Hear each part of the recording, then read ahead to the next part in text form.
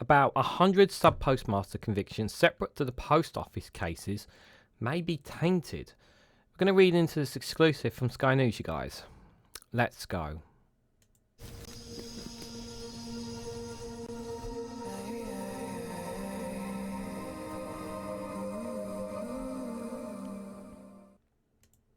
Good morning, good afternoon, good evening, wherever you are in the world. This is Reganelite here with an exclusive, from Sky News with a headline of about 100 sub-postmaster convictions separate to the post office cases may be tainted.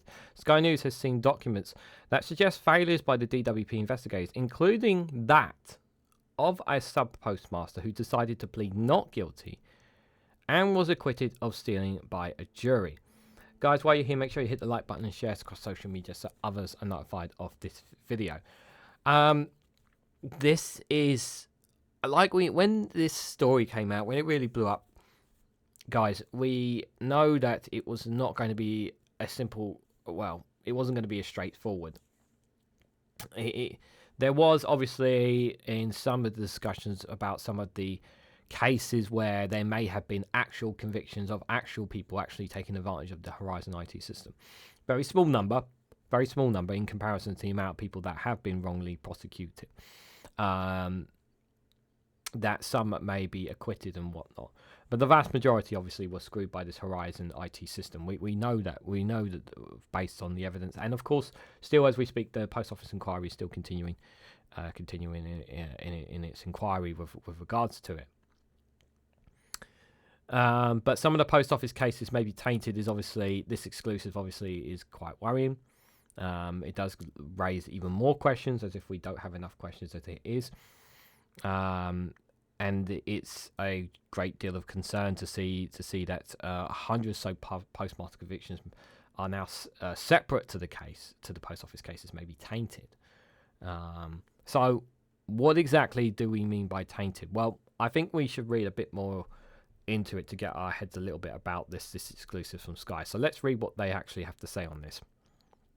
So prosecutions of sub-postmasters by the Department for Work and Pensions could be tainted, a Sky News investigation has found, as officials work with the now discredited post office investigators to secure convictions. Now, around 100 prosecutions of post office staff were led by the Department for Work and Pensions between 2001 and 2006. It is understood that these usually involve the cashing in of stolen order books. The post office itself wrongly prosecuted hundreds of sub-postmasters between 1999 and 2015 based on evidence from the faulty Horizon accounting system. But the Sky News investigation, however, has discovered that information was shared between the post office investigation teams and the DWP. The chair of the Justice Select Committee, Sir Robert Neill, said as a result of DWP's convictions need to be looked at. So they're claiming here, okay, so they're saying, apparently a Sky News investigation is saying that post office have been working with, some information has been shared between the Department of Work and Pensions. But I'm assuming this is around the time that these convictions were taking place then. So are they alleging that people within governments around that period of 1999 to 2015, are they alleging that people within government knew? Now, I've always had skepticism to say that all politicians didn't know about this. I don't accept this premise that politicians didn't know all about this. I generally do believe that one or two politicians must have been aware, because I just feel personally, and I don't know if Ed Davey knew or not. Some people think he knew. I don't think he knew. I don't think he knew, and this is pure speculation on my part. I don't think he knew, but then I don't know for sure. But this possibility that post office had shared information about DWP. What information are we talking about? Are we talking about the actual convictions before this all blew up? What kind of information are we talking about here? Obviously, there's a lot more to read, but these are the kind of the questions right now I'm asking and I'm thinking about, and I'm thinking, did some MPs know and keep quiet about it?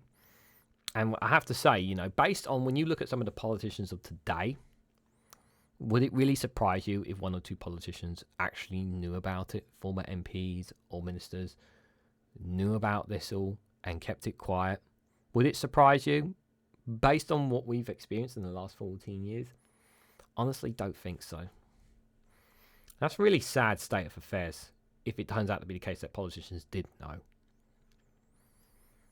So I haven't been made aware of that. For example, there may have been material in the DWP's case as a result of joint investigations which suggest a disclosed failure, he added. I think that's the area they need to look at, and if we are saying that their approach was tainted from the beginning, in the way the investigators adopted things, then joint operations, I suspect, would be just as tainted, arguably, as someone where it has been at the post office on its own. So, was it known? A 2003 Department of Work and Pensions report into fraud describes joint working and the sharing of information with the post office.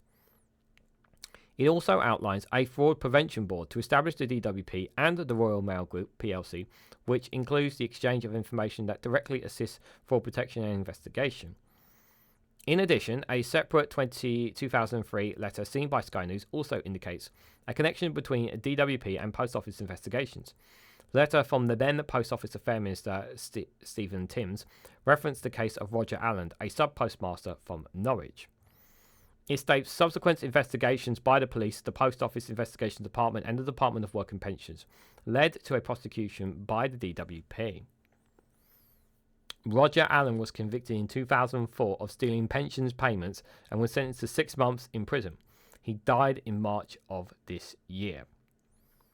Mr. Allen had pleaded guilty to spare his wife, and his lawyer told him in a letter that there had been an indication from the Crown that you may discontinue the proceeding against Mrs. Allen were you minded to plead guilty.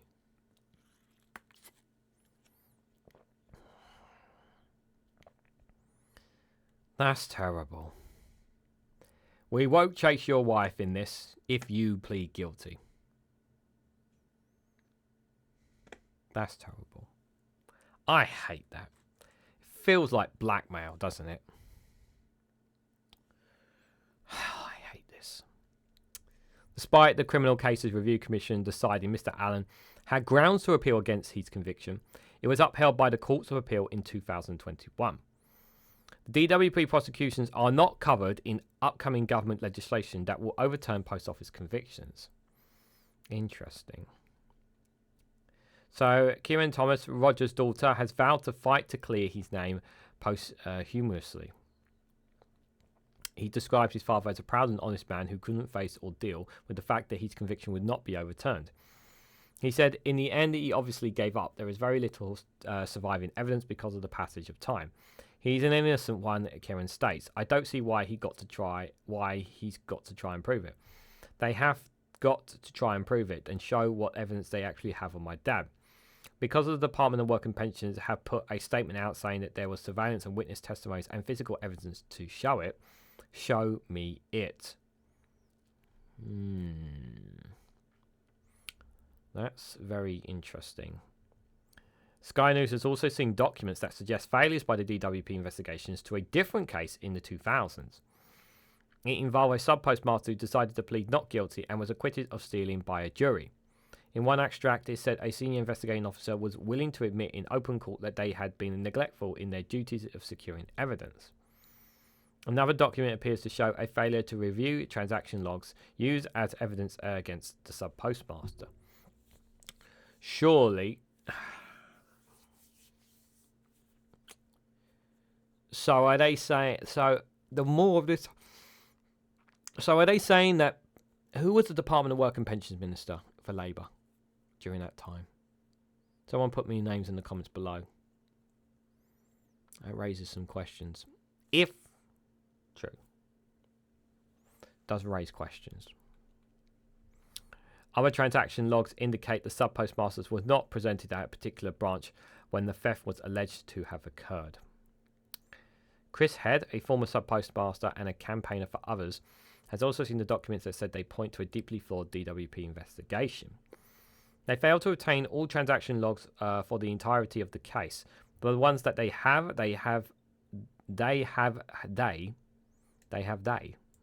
clearly haven't looked at. He believes there are more cases out there which could be part of a miscarriage of justice. The Department of Work and Pension spokesperson has said, "We do not recognise these claims." DWP investigates offences between the welfare system protect taxpayers' money between 2001 and 2006, and a small number of post office staff were convicted for welfare-related fraud. These cases involved complex investigations and were backed by evidence including filming surveillance, stolen benefit books, and witness statements. They did not rely on the Horizon evidence, and this has been accepted by the Court of Appeal. Right. So the DWP are saying this has absolutely nothing to do with the Horizon. This is what they're stating. The Post Office said it continues to help prosecuting authorities to ensure that they have every assistance taken in their work forward. This includes sharing all the information we have in relation to prosecutions which have been brought by other prosecutors. Meanwhile, Law Schizo has tabled an amendment in the House of Lords to the Post Office Horizon System offensive bill to include all DWP convictions. Interesting. But here, I know we can't trust this government, guys. I'm fully aware of that. But this here, this is interesting here. This bit really is fascinating. They do not rely on the Horizon evidence, and this has been accepted by the Court of Appeal. So if that's the case, like Karen stated, they said there was surveillance and witness testimonies and physical evidence to show that they were convicted. And she says, "Show me it." That's what she's saying. Why not show the evidence then if that person was guilty of the crime that he has been found guilty of being committed, so that they don't tie this in? So why doesn't the DWP show that information? Surely the DWP would have that information. Raises more questions. Again, more questions than answers I've been having here with regards to this, guys. I'm looking at this and I'm like, this is very, very sketchy. So the context that I'm getting off this exclusive is what Sky News are claiming is that the DWP knew about some by failures by the DWP investigators here. So what we're alleging here, what I'm alleging here is that this is entirely different to the Horizon scandal, and this is a failure of the DWP. We also have cases, obviously I've covered on this channel as well, cases going back to a previous IT system that the post office used as well, back in the 90s as well. Like even further back, there were cases. We've covered some videos on that as well. What on earth happened to the post office? I'm gonna say this before I ask you guys. I would say if the post office has the evidence on somebody who claims that they are not guilty and that they are innocent, I think it's worth putting the evidence out there to say, look, on this, like if there's other people who are making this claim, and obviously this one's in the public limelight, you put the evidence in front of them, the DWP puts the evidence in front of them, saying, look, here's all the evidence. Now here's all the evidence and accept what's happened. But if they're not going to show the evidence, then this is not going to go away. Just like the rest of the Horizon scandal's not going to go away, because obviously they want their justice. Yeah, more merry-go-rounds, I know, crazy. So what do you guys honestly think? So what do you guys make of this story? It's an interesting one to say the least. Do you think the DWP is hiding something here? Do we believe? I generally believe this may be this is separate to the Horizon scandal, but it may be tied to the Horizon scandal as well. But that would mean that the DWP would have known about the Horizon scandal as well, which is what questions that would be raised. So did the secretary who worked in the DWP under the Labour government at the time, did that person know about this as well? Questions, very few answers. Let me know what you guys think in the comment section down below. If you found this video informative, please hit the like button. We greatly appreciate it. Share us across social media so others are notified of this video. And subscribe, because it does help support the channel. And if you want to go one step further, financially support me and the work that I do here, you can do so by becoming a YouTube member for as little as 99p. Or join me on Rumble or Patreon for exclusive content there as well. So thank you all so much for watching. I hope to catch you all very, very soon.